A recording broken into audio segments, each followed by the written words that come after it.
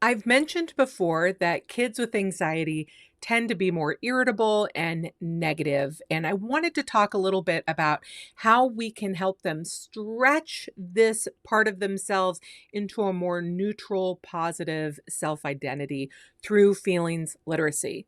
Most of the parents that I work with are really good at feelings literacy. They're really good at helping their children name and label their feelings, especially those negative feelings. So we say things like, I can see you're sad about that. You are feeling angry. I know that you are afraid. And that is wonderful because it's one way to regulate those negative emotions is to validate them. And that also helps them calm and be able to move on. So when a child, for example, is hitting, we can say, I know you are angry, but hands are not for hitting. Please use your words.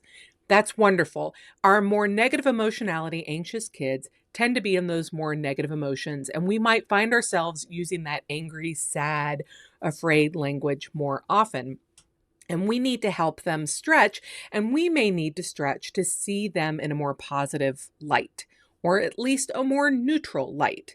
And that doesn't mean saying things like, you don't need to be angry because there are good things too, because that's invalidating.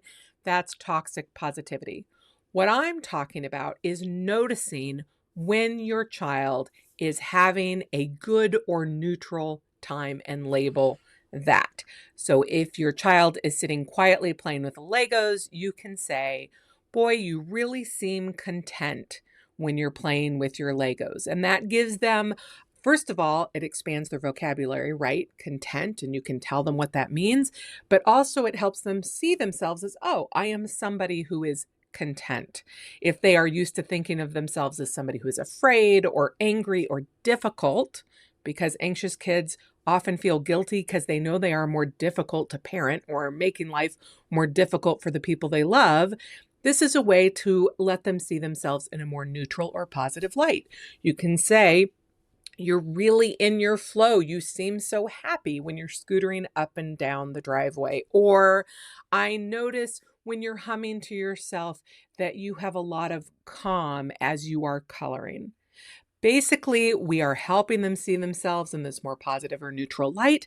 And also, we're helping them connect to those things that make them feel good or calm or present because we're expanding their capacity to find themselves there.